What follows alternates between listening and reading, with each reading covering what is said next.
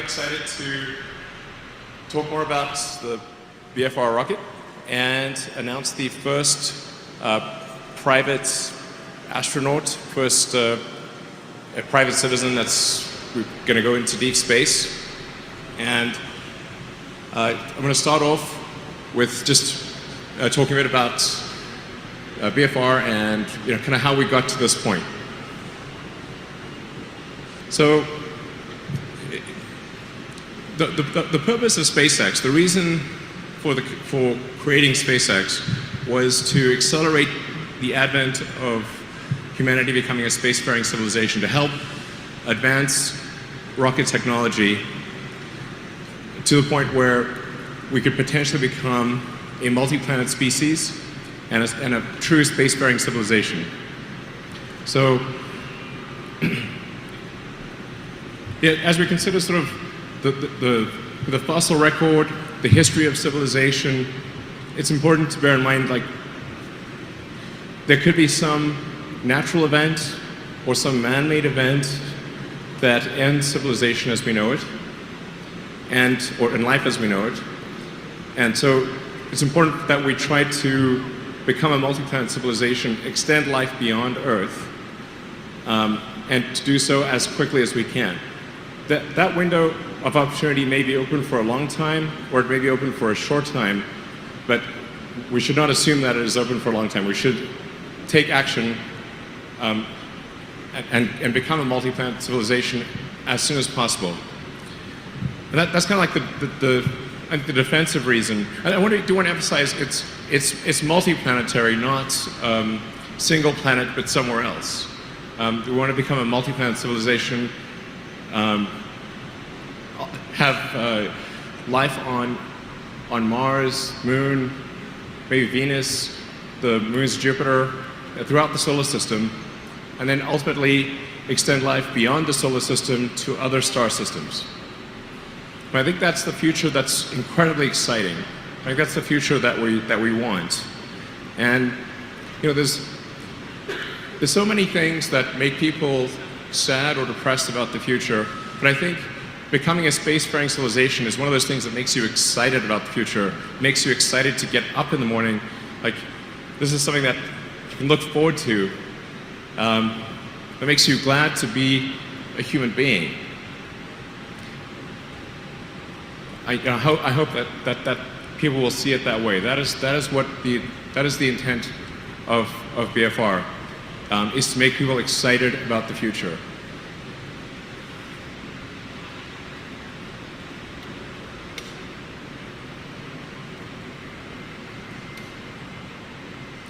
So this is sort of an illustration of what it would be like on Mars base.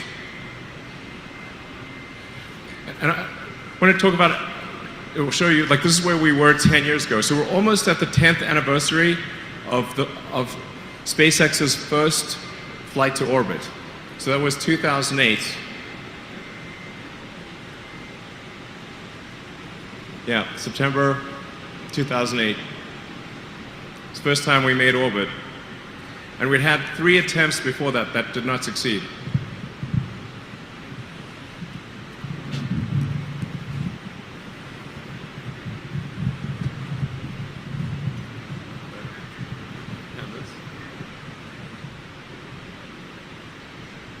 Well, it's hot in here.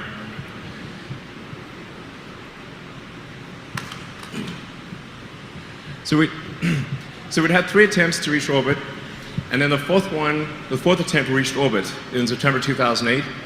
And if we had not reached orbit on that attempt, the SpaceX would not exist. So that was the fourth and final possibility of reaching orbit. So that was a very, very tough launch emotionally. But fortunately, that launch did make it to orbit. And then not long after that, we won our first really major NASA contract, or we won the space station servicing contract, and those were 2 things that were instrumental in SpaceX's success. Then that brings us to where we were earlier this year, which was the launch of Falcon Heavy. So we went from Falcon 1 being just a little rocket that could launch only half a ton to low Earth orbit and had no reusability, to Falcon Heavy, which is the most powerful rocket in the world by a factor of 2,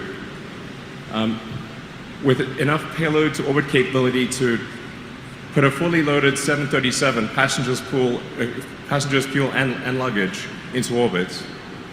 And we're able to launch sort of a fun payload, which is, a Tesla Roadster with sort of a Starman mannequin to Mars orbit. So we're able to launch quite a heavy payload to Mars orbit and bring the 2 side boosters back and land them back at Cape Canaveral. The center core didn't land successfully, but we'll be able to do that, we think, in a subsequent launch. But it was a massive change over the course of 10 years to go from just barely being able to get to orbit to the most powerful launch vehicle in the world by a factor of 2, to have a full reusability of the boost stage.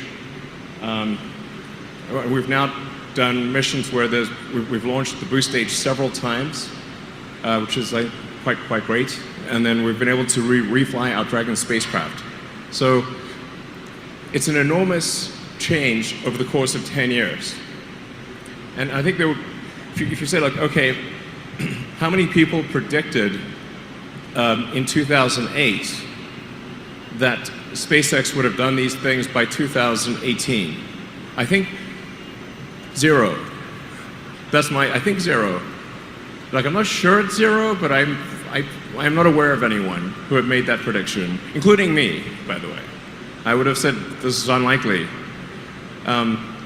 Nonetheless, in 10 years, we got from tiny rockets barely making it to orbit to the world's biggest rocket by far, with reusable boost stages and sending a car to Mars. Although a lot of people don't understand, like, why we sent a car to Mars.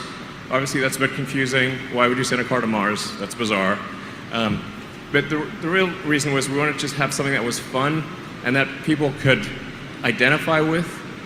And normally when a company creates a new rocket, they just launch like a slab of concrete or something. And I was like, well, that's pretty boring. So we wanted something that was fun and that felt like you could maybe be there. And that was like the reasoning behind the car and the astronaut in the car. That was a tribute to David Bowie and the Hitchhiker's Guide to the Galaxy and a few other things. And there's also like the Asimov Foundation series etched in glass in the glove compartment. So that's, in fact, Asimov's Foundation series is a key inspiration for SpaceX.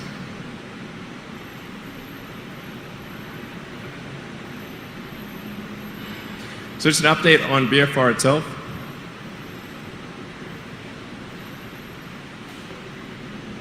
So the design, the production design of BFR is different in some important ways from what I presented about a year ago.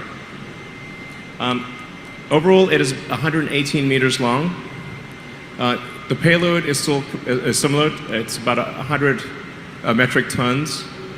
That's 100 metric tons to, well, actually technically 100 metric tons to all the way to Mars because of orbital refueling or orbital retanking. So BFR is designed to be able to take 100 tons all the way to the surface of Mars, or to any, well, surface of Mars, maybe Ceres, but if you have a propellant depot on Mars, you're able to get from Mars to the asteroid belt to the moons of Jupiter, and kind of like planet and moon hop all the way to the outer solar system. So BFR is really intended as an interplanetary transport system that's capable of getting from Earth to anywhere in the solar system as you establish propellant depots along the way.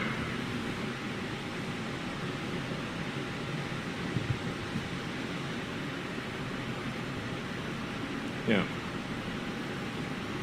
So we've increase the payload section to be over 1,000 cubic meters. I think it'll probably end up being something around 1,100 cubic meters. There are forward actuated fins and rear actuated fins. The way that BFR flies is somewhat counterintuitive. If you apply the sort of normal intuition, it will not make sense. I'll try to illustrate that in this presentation.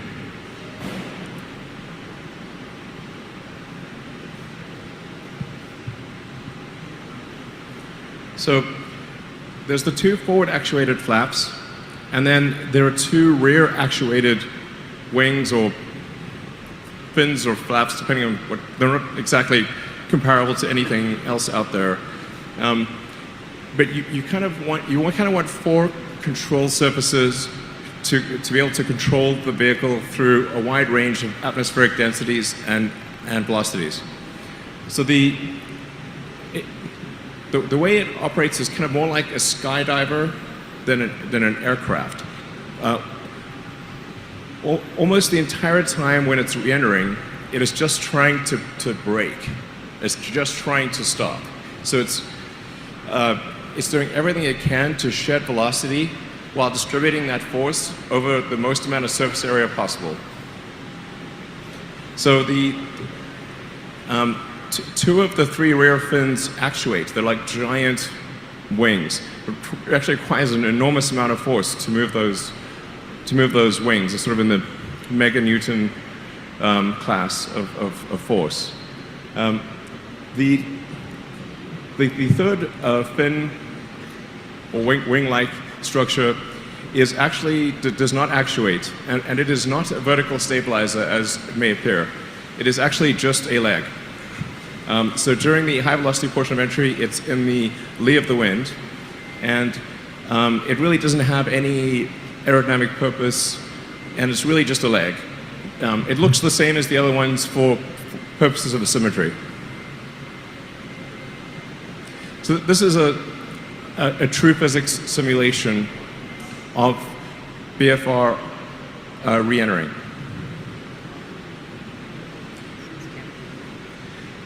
So it is mostly just coming in like this.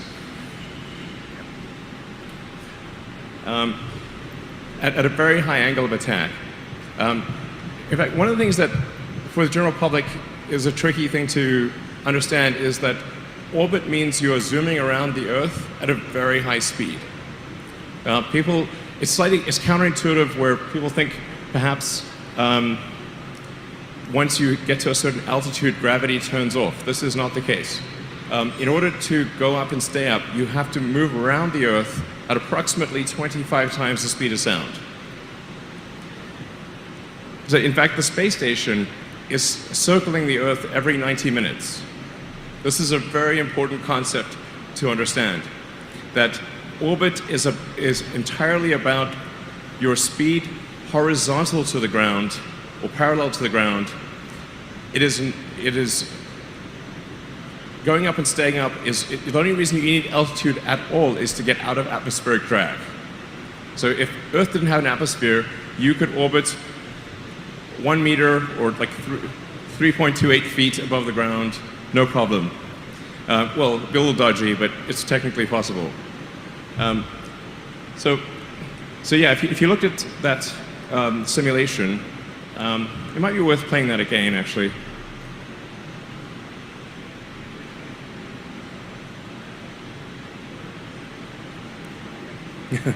So you can see it's basically coming in, if this is the Earth, if this stage is the Earth, it's coming in like that. And it's just using its entire body to brake. And it sort of goes like that and slows down, and then it falls like a skydiver. And then it rights itself, fires the engine, and lands on the fins. I mean, this will look really epic in person. Like, it looks like guaranteed to be exciting.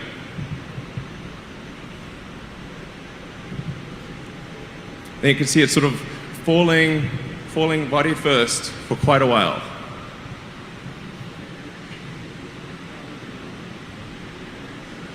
And it's really quite gentle. You're just sort of falling at terminal velocity for quite a long time. Very gentle fall, just sort of like floating down. And then it rights itself at the end, fires the engines and lands. It's very counterintuitive. It's not like anything that people are familiar with. It's not like an airplane. Or, yeah.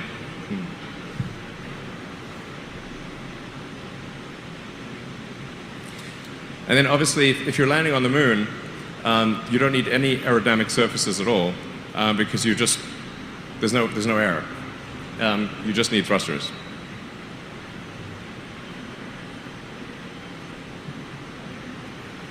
So the next steps with BFR are we're going to build it, or we are building it. This is a picture of the main cylinder section of BFR. So BFR is 9 meters in diameter. It's really quite enormous. You can get a sense of scale. Like that's to scale. So that gives you a sense of the size of the vehicle. Quite enormous. But we're already building it. So we've built the first cylinder section. So that's the first actual cylinder section of the BFR prototype. And we'll be building the domes and the engine section soon. And then this is the Raptor engine.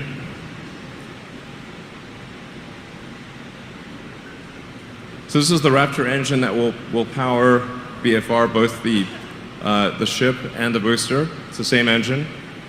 And this is approximately a 200-ton thrust engine that's aiming for roughly a 300 bar or 300 atmosphere chamber pressure. And depending upon, if you have it at a high expansion ratio, has the potential to have a specific impulse above 380. But it's a staged combustion, full flow, gas. For those who are interested in technical details, I'm really excited about this engine design. I think the SpaceX propulsion team has done an amazing job on this engine design, and the SpaceX structures and aero. Like really, SpaceX team has done a phenomenal job in design of this. It's like super great. Like, hold on, guys. I mean, but like this is a stupidly hard problem, and SpaceX engineering has, I think, done a great job with this design. It's like I don't think most people, even in the aerospace industry, like know what question to ask. Like it took us a long time to even frame the question correctly. But once we could frame the question correctly, the answer was, I wouldn't say easy, but the answer flowed once the question could be framed with precision. And framing that question with precision was very difficult. Oh, yeah. So this is the trajectory. So we'll take off, have booster separation, go into parking orbits, do a translunar injection, fly around the moon, and then come back and land. Yeah. That should take a few, basically about 4 or 5 days, and it'll be very exciting indeed. We'll do a bunch of test launches without any people on board before having people on board. To be clear, it's going to be very important to test this vehicle thoroughly before putting anyone on board. Yeah, but I can't wait. Like I'm super fired up about this. This is amazing. So, funding BFR is definitely a key question, and that's really where we need to seek every possible means of funding. Obviously, we've got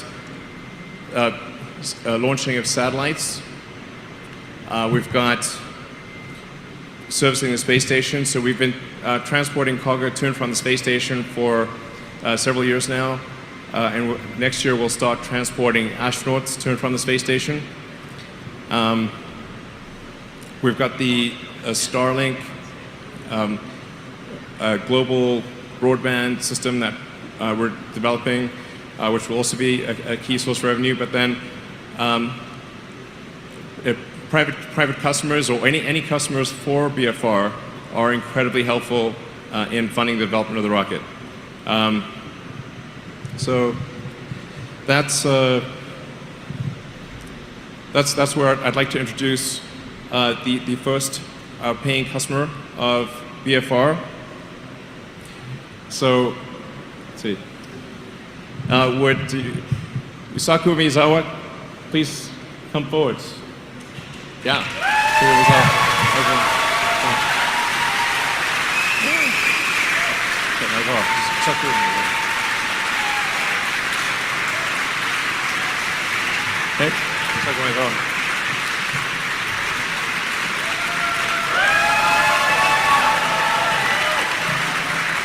Thank you, Elon. Thank you, everyone. Wow. I am from Japan. My name is Yusaku Maezawa. You can call me MZ, please. Thank you, thank you, thank you. Thanks for coming to this conference today, and thanks for watching live streaming in the internet today. Yeah. Finally, I can tell you that I choose to go to the moon. Yeah. Finally, I can say I'm very glad to be here, and I'm really exciting and really honored, really appreciate to be able to share this announcement with you and people all over the world. Before talking about the moon and this project, I'd like to introduce myself a little bit, okay? Yeah. Oh, I cannot speak English very well, so please listen carefully, please. Yeah. You can see next photo. This is me. I was a skateboarder. And does anyone know where this is?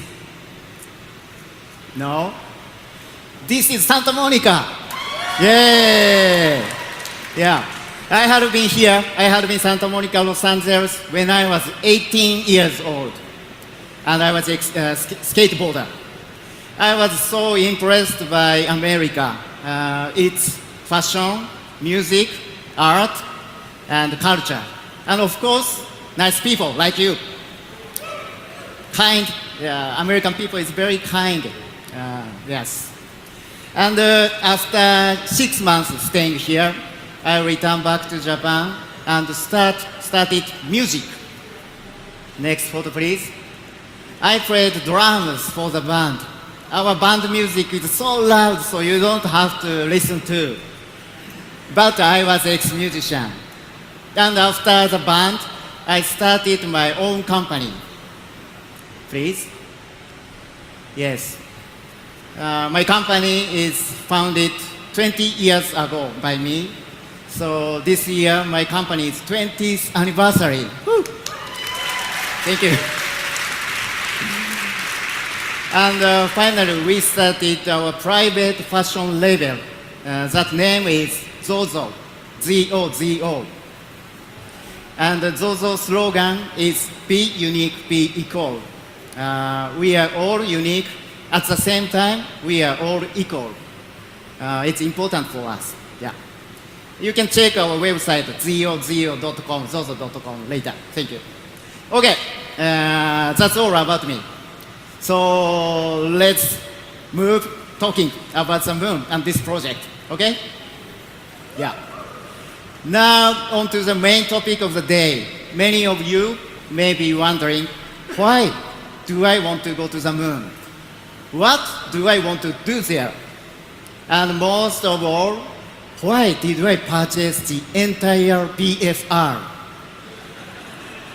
Entire BFR, very huge. For me, this project is very meaningful. I thought long and hard about how valuable it would be become the first private passenger to go to the moon. At the same time, I thought about how I can give back to the world and how this can contribute to world peace. This is my lifelong dream. Today, thank you. Thank you. Today, I'd like to tell you about my plans. Okay? Ever since I was a kid, I have loved the moon. Just staring the moon filled my imagination. It's always there and has continued to inspire humanity. That is why I could not pass up this opportunity to see the moon up close.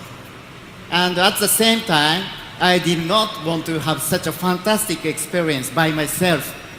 That would be a little lonely. I don't like being alone. So I want to share these experiences and things with as many people as possible. So that is why I choose to go to the moon. I choose to go to the moon with artists. With artists. From now, I choose to invite artists from around the world on my journey. The first artist I thought of was, do you know, Jean-Michel Basquiat? Do you know? As you can see, I am wearing a Comedy Garrison t-shirt featuring Jean-Michel Basquiat. He already passed away. He's a New York artist. One day, when I was staring at his painting, I thought, what if Basquiat had gone to space and had seen the moon up close or saw the Earth in full view? What wonderful masterpiece would he have created? Just thinking about it now gets my heart racing. But once I got started, I could not stop thinking about who else. What if Picasso had gone to the moon? Or Andy Warhol? Or Michael Jackson? Or John Lennon? Or Coco Chanel? These are all artists that I adore. But sadly, they are no longer with us. But this is when I thought, there are so many artists with us today that I wish would create amazing works of art for humankind, for children of the next generation. And I wished very much that such artists could go to space, see the moon up close, and the Earth in full view, and create works that reflect their experience. This is a project that I designed and named Dear Moon. Yeah. I'd like to introduce details about Dear Moon. In 2023, as the host, I'd like to invite 6 to 8 artists from around the world to join me on this mission to the moon. These artists will be asked to create something after they return to Earth. And these masterpieces will inspire the dreamer within all of us. Needless to say, we have always been inspired by the moon. Take, for example, Beethoven's Moonlight Sonata, or Van Gogh's The Starry Night, and the Beatles' Mr. Moonlight. These are countless number of works that have been inspired the moon all around the world. Through the ages, the moon has filled our imagination. And with utmost love and respect for the moon, our planet's constant partner, I named this project Dear Moon. At the moment, I have not decided which artists I'd like to invite. But if possible, I'd like to reach out to top artists that represent our planet from various fields, including painters, sculptors, photographers, musicians, film directors, fashion designers, architects, etc. Luckily, we still have some time before 2023, so I hope to work very closely with SpaceX team and to research out to each artist personally. By the way, if you should hear from me, please say yes and accept my invitation. Please don't say no. Okay.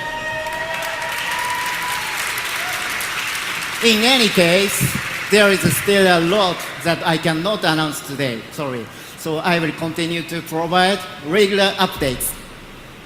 We have also created a special website for Dear Moon, which will go live after the press conference. So please take a look. Domain will be dearmoon.earth. Dearmoon.earth. Please check out. And I will also keep posting on my social media accounts. So please follow my accounts as well. Okay, so what did you think about this project? Oh.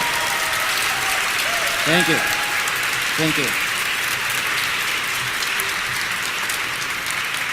I was so nervous because my English is poor, but I am glad I got through it. Thank you. And I hope my English was not too painful to listen to. Lastly, to give you a summary of what I just tried to describe about the Dear Moon. You can see the video from now, please. The Japanese entrepreneur Yusaku Maezawa, a globally renowned art collector who believes art has the power to promote world peace. Thank you very much. And thank you, Elon, and the SpaceX team for making today possible. I'm very excited. Thank you very much. That's all. Thank you.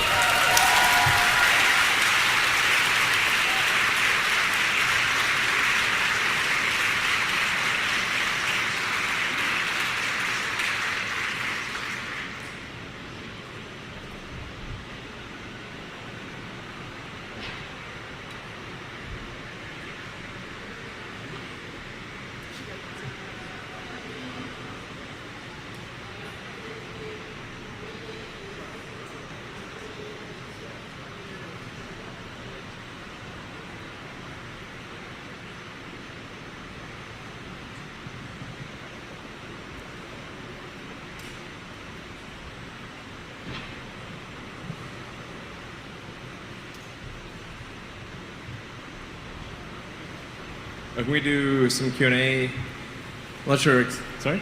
Yeah. Great. How did the questions get asked? I'm not actually sure. Hi, Elon. It's Ken Chang from New York Times. Oh, okay. So Hey, Ken. in the past 2 years, we've seen 3 designs for this rocket, and it's 5 years before you plan to send these people to the moon. Have you finalized this? Or are you still planning the hopper test next year? And could you sort of give more details of how you plan all these tests to be ready in 2023? Are you planning like an uncrewed mission to the moon and back? Yeah, so, but obviously you followed the whole progress of the design, and indeed of SpaceX itself.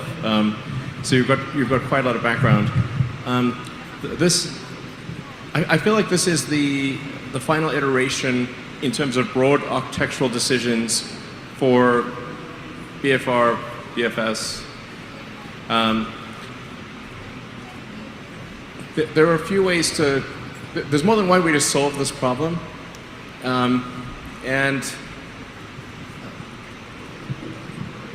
the prior design, the iteration before this, decoupled the landing legs from the control surfaces and had essentially 6 legs and then 2 actuating rear flaps. I actually did not like the aesthetics of that design, and so we have the 3 sort of large legs with 2 of them actuating as body flaps or large moving wings, effectively.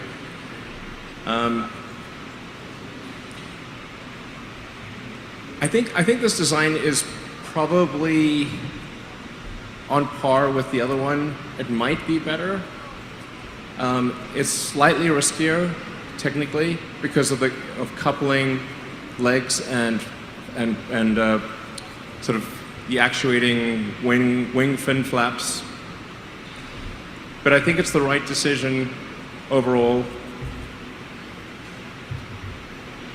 I think it looks beautiful. And I love the Tintin rocket design, so I kind of wanted to bias it towards that. If in doubt, go with Tintin. And then additional flights, we're going to do a lot of test flights. So we still anticipate doing hopper flights next year. And then, depending upon how well those go, we'll do high altitude, high velocity flights with the ship in 2020. And also start doing tests of the booster. And if things go well, we could be doing the first orbital flights in about 2 to 3 years. And then we'll do many such test flights, and before putting any people on board. I'm not sure if we will actually test a flight around the moon or not, but probably we will try to do that without people before sending people. That would be wise. Yeah.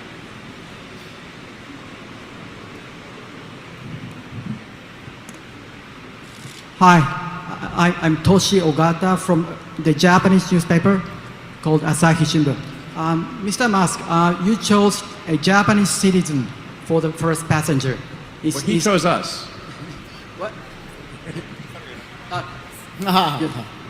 Oh, okay. But what's your message behind that? The first passenger was a Japanese citizen instead of U.S. citizen or the rest of the world. What's your message to the rest of the world through this announcement? Well, he is I think, the bravest person and the most willing to do so. And he was the best adventurer, I think. He stepped forward to do it. To be clear, this is, it's really, we're honored that he would choose us. This is not us choosing him. Yeah, I would defer to comments. Maybe you would like to make some comments, but he's a very brave person to do this, and because he is paying, a lot of money. We're not disclosing the amount, but he is paying a lot of money that will help with the development of this ship and booster, and ultimately, this system, this BFR system, is intended to be able to carry anyone to orbit and to the moon and to Mars. And so he is ultimately helping pay for the average citizen to be able to travel to other planets. It's a great thing. Yeah.